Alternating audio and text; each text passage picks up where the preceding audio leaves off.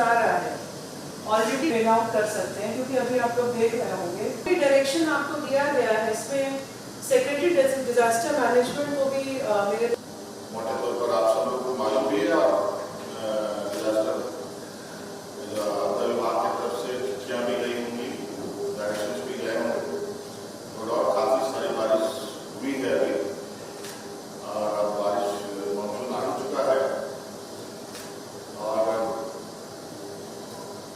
Urban area में कुछ अलग इश्यूज होते हैं, रूरल एरिया में कुछ अलग इश्यूज होते हैं, टूरिस्ट प्लेसेस में कुछ अलग इश्यूज होते हैं।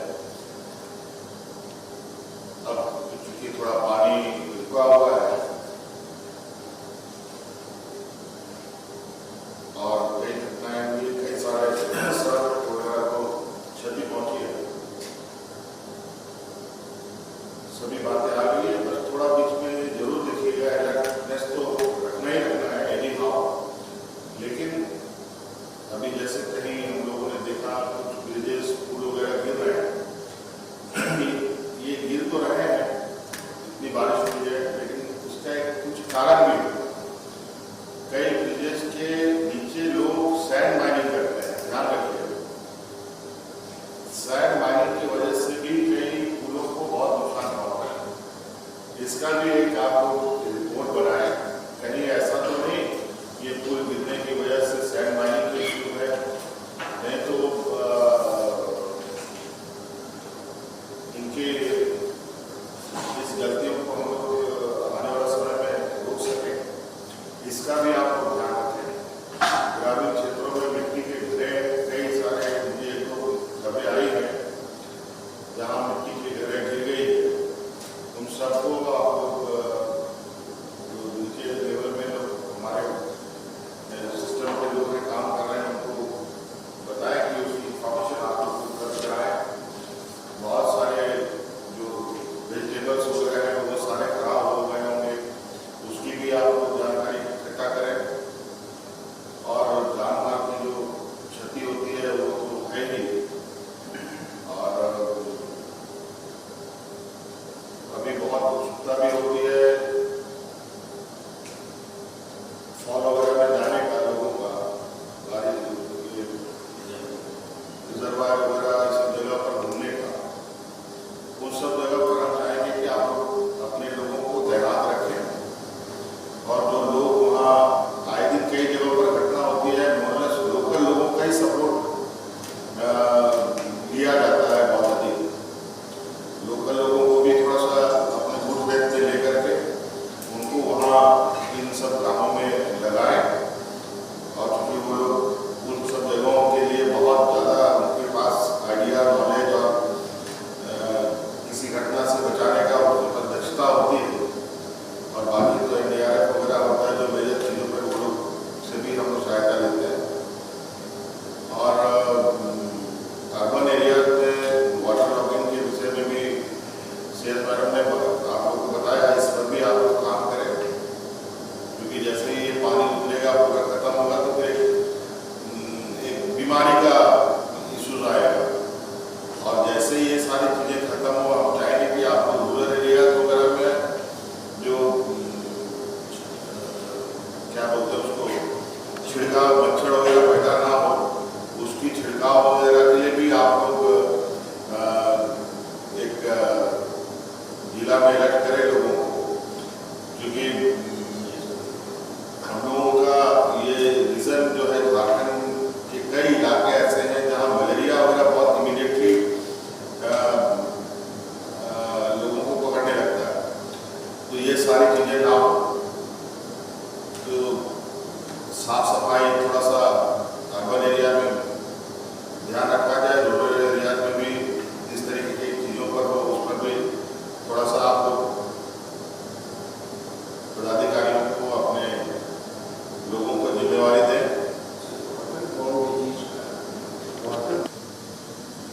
और थोड़ा मौसम का आप लोग सभी जगहों से जुड़े रहते हैं, थोड़ा मौसम का भी मिजाज देखते हुए चीज़ों को पहले से प्रिपेयर रखें, नहीं तो बहुत डिजास्टर बहुत तरीके का अलग अलग होता है, उसमें तो खैर बहुत ज़्यादा नहीं किया जाता है, फिर भी जितना हम बेस्ट टू बेस्ट कर सकें, ये आप लोग सुनिश्चित करेंगे। हर जगह से इंफॉर्मेशन आप लोगों के पास आना चाहिए, नहीं तो ऐसे आज के दिन में जो सूचना तंत्र का व्यवस्था है, हमें भी खबर आती है, बहुत रूरल एरिया से भी खबरें आती हैं। कई जगह छोटे छोटे जो पुल वगैरह होंगे वो सारे बह गए होंगे, टूट गए होंगे। उन सब जगहों पर आने जाने, सिर्फ बड़े पथों पर ही ध्यान नहीं देना है। रूरल एरियाज के भी जो नदियां हैं, नाले हैं, उन पर बने स्ट्रक्चर्स हैं, उन सब का भी आप लोग जानकारी लें, ताकि हो सकता है कल वो टूटने की वजह से किसी की तबीयत में इधर उधर जाने में या किसी भी आवाजाही में प्रॉब्लम ना हो। उसको इमीडिएटली रिपेयर कैसे किया जाएगा उस पर आप लोग काम करें, क्योंकि ये थोड़ा सा इस बार मानसून की स्टार्टिंग में ही बहुत बड़ा बारिश हुआ है। हाँ, जरा बताओ क्या पोजीशन रहा तुम्हारा अभी ये 2-3 दिनों में?